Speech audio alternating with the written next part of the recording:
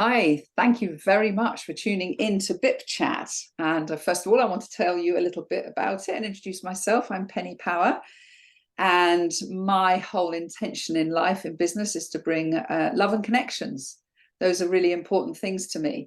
And I believe very much in love and business, which is all around the values that people have. And there is no doubt, there is a plethora of experts out there. And when you're looking for a supplier, it can be quite hard to find A, the person that's got the credibility and the expertise, but B, has the values that you know will really deepen and help the quality of your organization by them working with you. So BIP Chat is brought to you by us, Thomas and Penny Power. We are the founders of BIP 100, which is Business is Personal 100. And within Business is Personal 100, the community, we will never have more than 100 experts, and those experts get to know one another very deeply, work with one another, collaborate and support each other, both emotionally and in helping them find each other's clients and work with one another.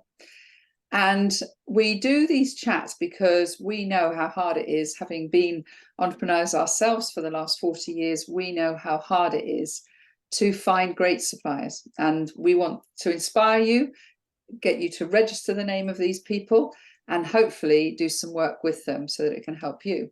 And today we're talking about marketing. And I'm very excited to bring Carolyn Boddington to you. How Thomas and I have known Carolyn for definitely about over 25 years. Because I know that because I know how little our children were when we first got to know each other in business. Right. And we worked together on a really exciting project, which was actually about putting computers into the home. And then Carolyn actually went into the e-commerce world and worked in a very successful company that floated on the market during that whole .com boom, and actually was the first person to sponsor Ecademy. And some of you will know Thomas and I through Ecademy, the first social network for business that was created. So we know Carolyn very well, and we have worked with Carolyn, and we know many, many people who have also had Carolyn as a supplier and as a support to their business. So Carolyn, wonderful to talk to you today. Oh, now, you, Penny. Carolyn and I have talked about what would be the most exciting things that would give you the most value to learn today in this sort of next 30 minutes or so. And Carolyn is a really deep expert in marketing. And that comes from traditional marketing all the way through the way that the internet and our mindsets and marketing trends have changed. And this is what I love about Carolyn. So we're going to have three real key conversations here. Obviously, I'm going to, first of all, get you to know Carolyn a little bit more and let her say some words, which is quite important. But then we're going to look into a few things. The first one that I love is Carolyn will talk about how you need to stop having random acts of marketing. And I think when Carolyn first said that to me, I resonated with that very much. In the world that we're in today, we sort of see an idea and want to do it straight away, and not necessarily very clever for your own business. So we're going to talk about that. We're also going to talk about how important it is to get a clear message across, and how Carolyn helps people to get their clear message across. And I think we all know, in fact, I had a conversation with somebody today on email that asked me to have a look at a LinkedIn post, and I did. And I said, I just don't understand you. And I've looked at your LinkedIn and I still don't understand you. I don't understand what you do, what your purpose is. I don't understand you. In fact, I really should send them across to you, Carolyn. Yes, and the third thing that I think is really very powerful is Carolyn's role also as a fractional CMO, fractional Chief Marketing Officer. And we're going to look into that and how that can really help your business, particularly if you're in a small founding scale up stage and you're not necessarily wanting to employ somebody as experienced as Carolyn full time. So those are what you're going to hear. So keep tuned in with us, because there isn't a single business out there that isn't going to find this relevant. And I hope that we can give you a lot of inspiration. So Carolyn, thank you for letting me talk. And I said it very fast because I really wanted to get to you as quickly as possible. Tell us a little bit about your journey. I know I've shared a little bit, but why marketing is such an important passion for you and what you have done. Well, I fell into it, very early doors. Decided that I wasn't cut out for sales, and I wanted something which was a little bit more longer term, I guess, as opposed to just being very target driven. And although marketing is target driven, I feel much more like a farmer as opposed to somebody who's going out to harvest and gather. I started off working always in high tech and IT software side of things. As you touched on, ended up being senior vice president of global marketing for an e-commerce company that went and floated on the stock exchange. And then from there, really started working in consulting, came out of the corporate world and worked for myself. I had a young family, so it made sense. And then I got involved in some really interesting projects. The great thing about consulting is you meet some very interesting people who've got some fabulous ideas, and to be able to help them take those ideas to market was really quite satisfying. Yeah. Some interesting people on the way. And also marketing's changed. We've gone from, it's always evolving, it's always changing, there's always new techniques and tactics. But I think, online really took off. And certainly when 2020 hit, when the pandemic hit, a lot of businesses who were not online really suffered. Some of them were able to adapt and create, digital strategies that have really made a massive difference to their businesses. And others have fallen by the wayside. The ones that did grasp it have done well. And it's been quite exciting to be on that learning curve with them and to find the experts in those fields and to sort of stay ahead with the tactics that they're suggesting so that everybody has a healthy, growing business.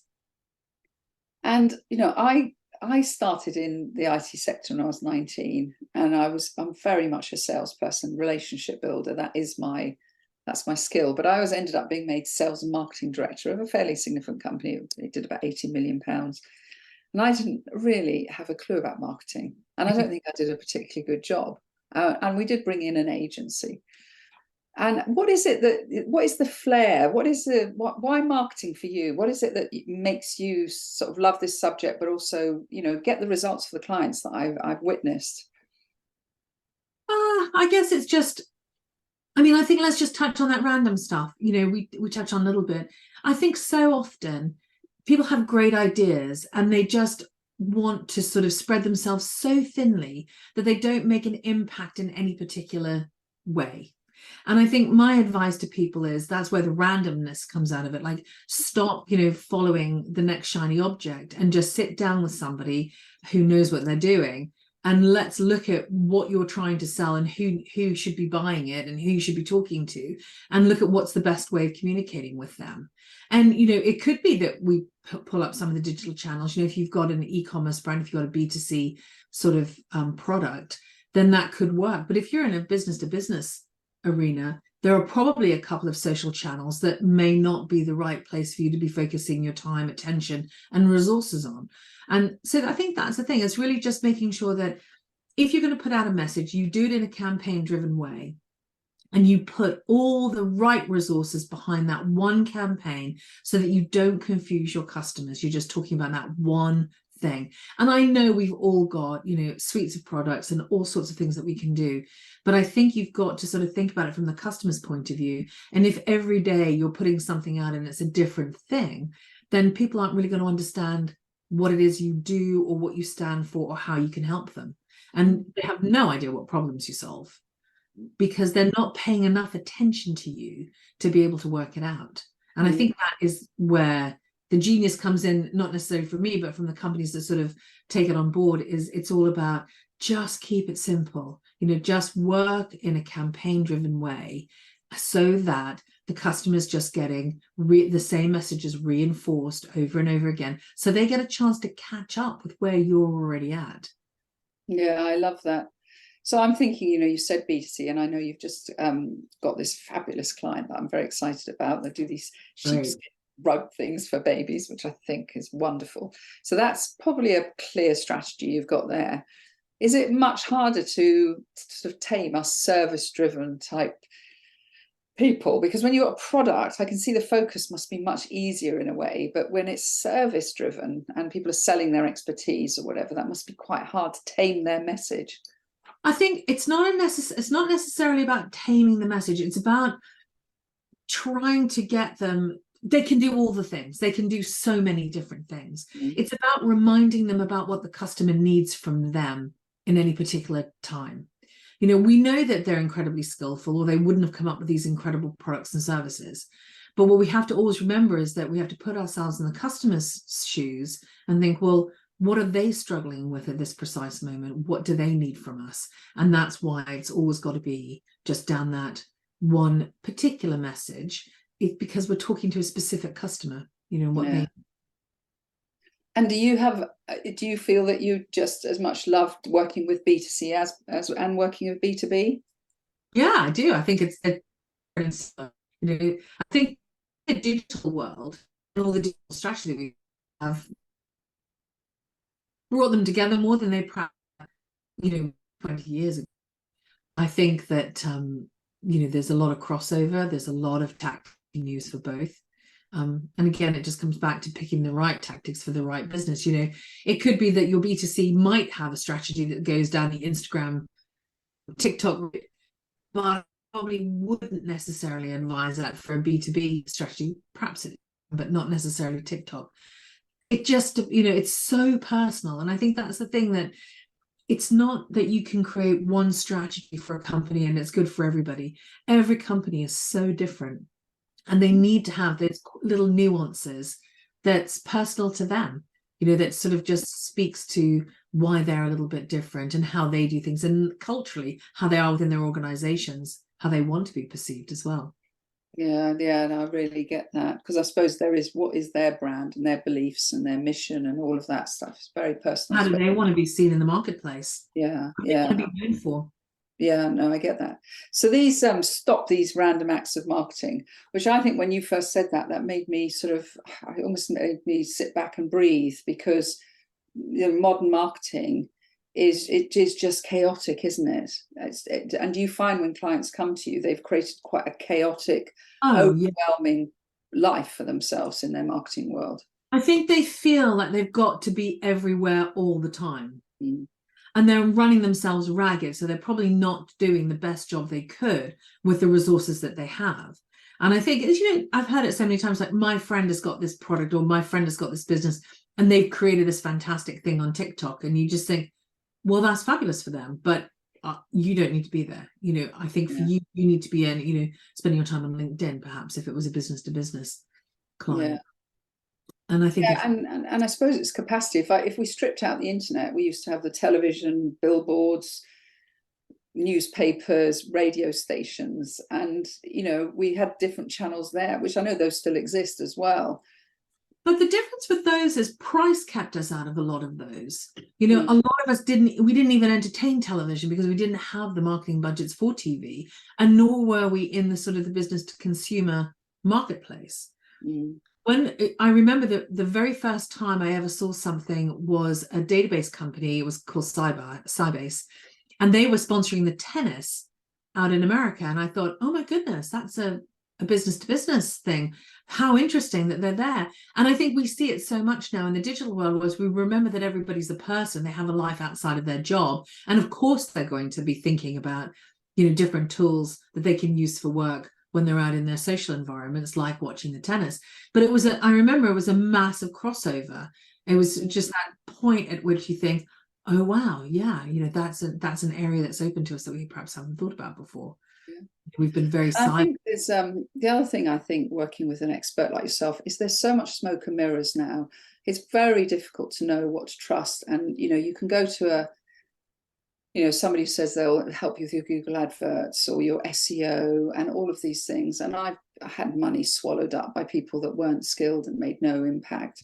So, having done this for as long as you do, I know that you're an amazing networker. You must have associates where they are your trusted people, and you've already known that they've got results.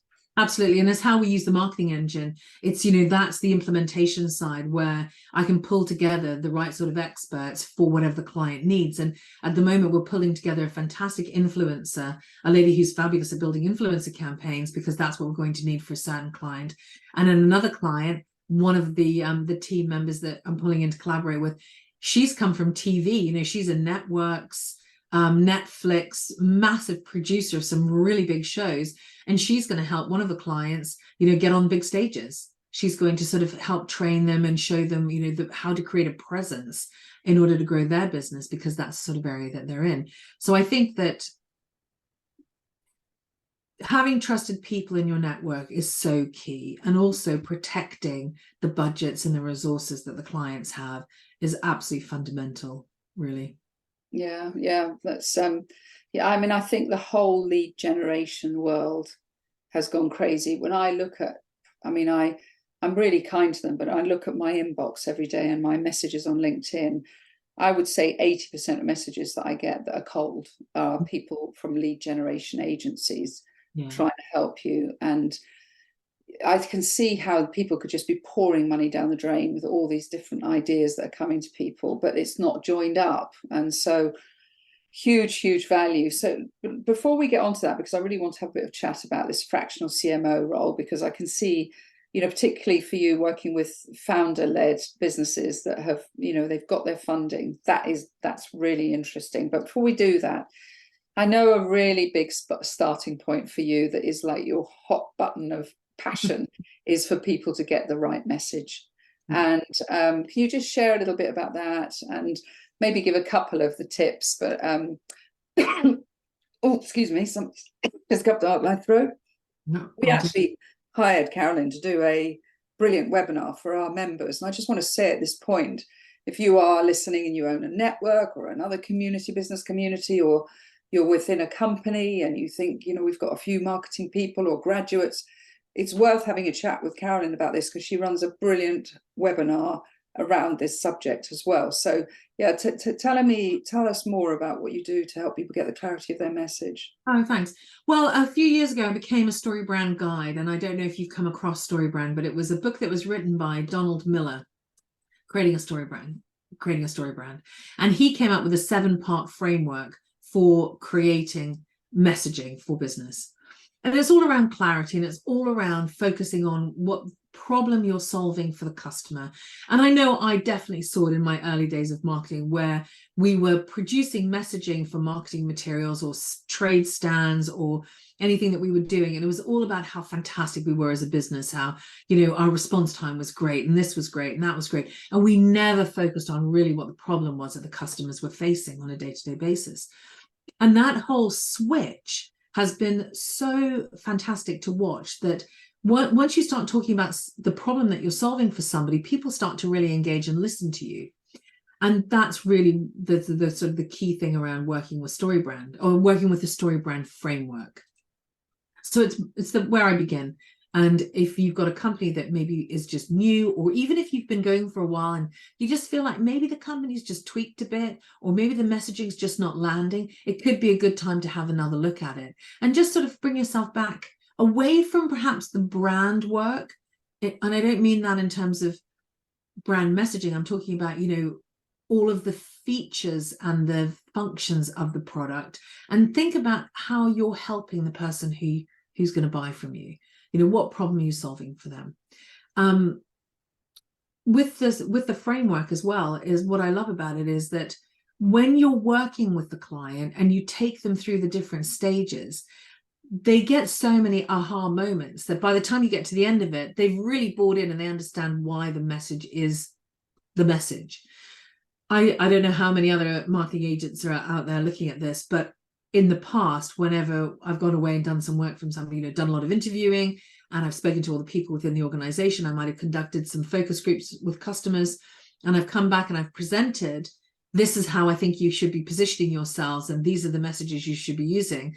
You sort of see a number of people in the room going, that's just not us. And you think, it is, it really is, you know, because this is what the marketplace needs you to say about yourselves. This is why they're buying from you.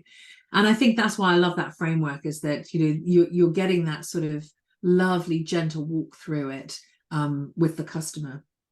And I think the keynote that I delivered for you, what was great about it was just sort of showing from an umbrella perspective all of the key components that you need to think about when you're building a message and when you're trying to get clear on the message. Yeah, because I know, you know, you talked about vision and mission and purpose and all this stuff that makes up, is how you really stir up your team as well, but also really helps the client to understand. So this clear message, it's not just about finding your strap line, is it? It's really helping the organization glue everything together. And it was interesting, yesterday I did a talk to quite a very large company actually, and there were 110 leaders in the room of this organization, come from 10 different offices around the world. And I use a tool to get feedback, and the number one challenge they felt they had is that they didn't have a shared vision. And this was a really established big company, but they didn't have a shared vision. Therefore, they didn't have an understanding of the goals of the organization. So I suppose you must come across that a lot, where people can't actually really state what their vision and the mission behind that is. No, and I think where it shows up is, you know, if you ask a number of different people in the organization, they can't really tell you what the message is, and there's a lot of confusion. And when there's confusion, you know, people just don't buy from you because they don't really know what you're doing. And I think one of the things that you need to be very mindful of is that, you know, your competitors could have an inferior product, but if they're able to articulate very clearly how they help you, you're going to buy from them because you know what it's going to deliver. And I think it is the great thing about sort of having, you know, go through the process as an organization, is because when you come out of it, you can come out of it with a message that just works across all mediums, be it internal or external, you know, whether it's online or in hard print, whether it's in a keynote that you may be giving, it could be part of the sales scripts that you give to the salespeople. You know, it's all there. You know, we can weave in all the different things and what success looks like for them and the problems that they're, you know, that you're solving for them. But at the end of the day, they come away really understanding how you can help them. Yeah, I love that. It just seems so sort of basic, doesn't it? But it's also, I find it incredibly hard to do that on your own when you're a founder. I even find it hard to do it for myself, you know. I mean, it's a difficult one because we know so much, and also with our businesses, they've evolved, you know. They're not, you know, as we take on more information and more knowledge, you know, we improve everything that we're delivering, don't we? And so you know, the message that you might have started off with on day one, if you then look at where you're sitting now and everything that you've gathered and the knowledge that you've gathered and the expertise and the experience that you've gathered, you're in a kind of different place. So it's not surprising that you need to have a look at what the message says. No, you're absolutely right, because I'm thinking BIP 100 is 3 years old in October, and our sort of strapline was celebrating experts. But I'm thinking, no, that's not right now, because whilst we do celebrate our experts, what we're really doing is connecting them and loving them and support. You know, it's so I know we've got to do some more work actually on this, which I know is on my list to come to you with that, Carolyn. So let's now just go on to this sort of fractional CMO, because I find this a really fascinating area, this fractional stuff, or some people call it interim.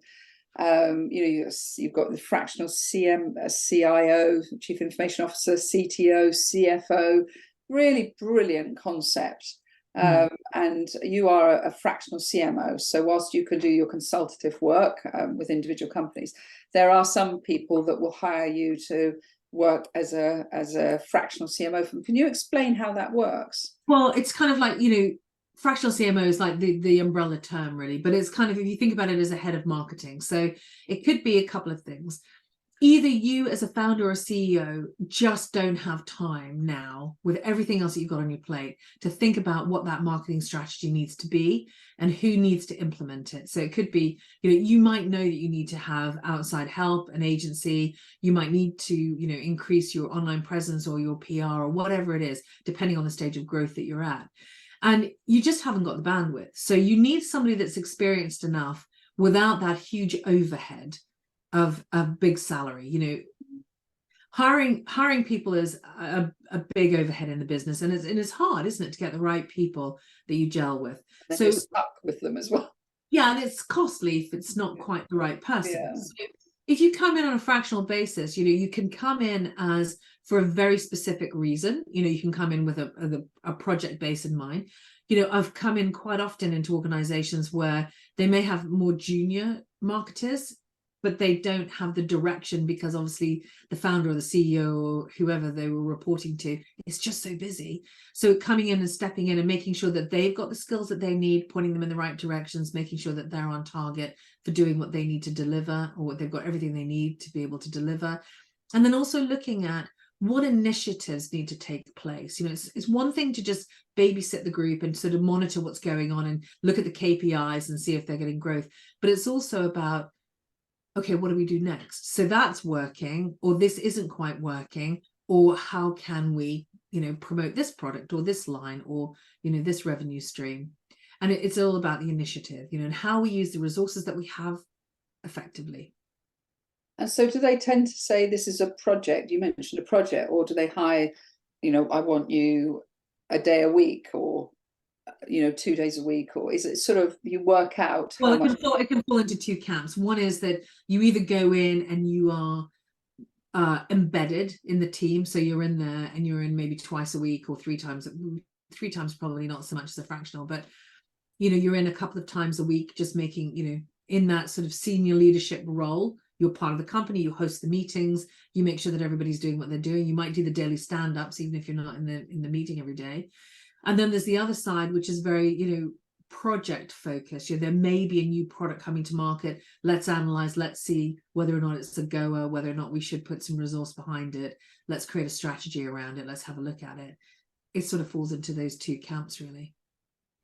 It's extremely powerful because, yeah, as you say, all business leaders, whether they're founder or they're employed business leader, so busy. I mean, when I was doing this thing again yesterday and I asked what's the overriding emotion that people had, and there was a choice of 6 things that went from being happy and calm through to stressed and overwhelmed. And stressed and overwhelmed was absolutely, it was so obvious out of the 110 people that were there. That was the biggest challenges. And when you've got companies and individuals feeling that way, to actually be able to have somebody that you can just say, I need you to deal with this, must be really powerful. But also, I imagine also it might help you to review what your existing team is like in a way.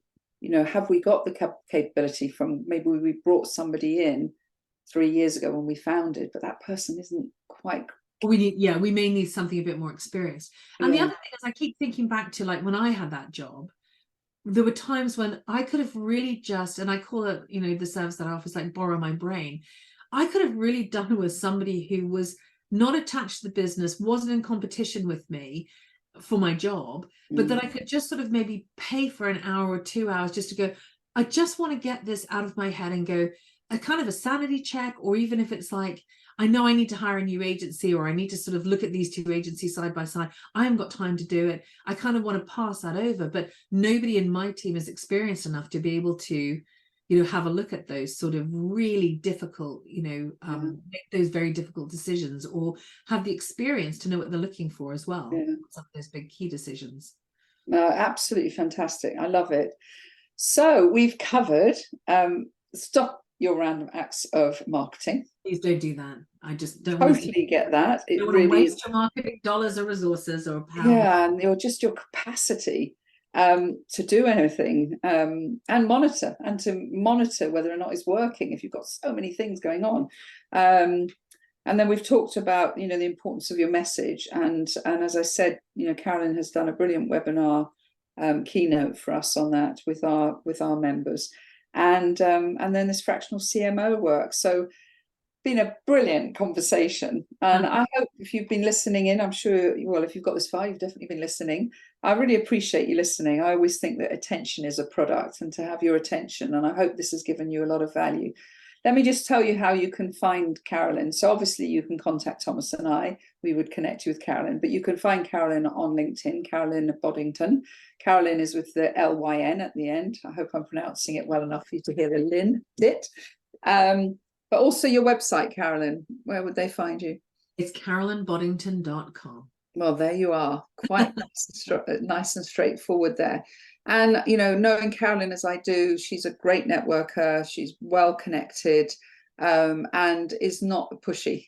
And so if anybody just wants to have a conversation with her, you've listened to this, you've got some worries, you've got some opportunities, you're just thinking about something, then please do get in touch with Carolyn, because I think you'll love getting to know Carolyn as we have over the years. So Carolyn, thank you so much for today. That was absolutely brilliant, adding huge value to our space around helping people find great experts. So thank you. Thanks, Penny.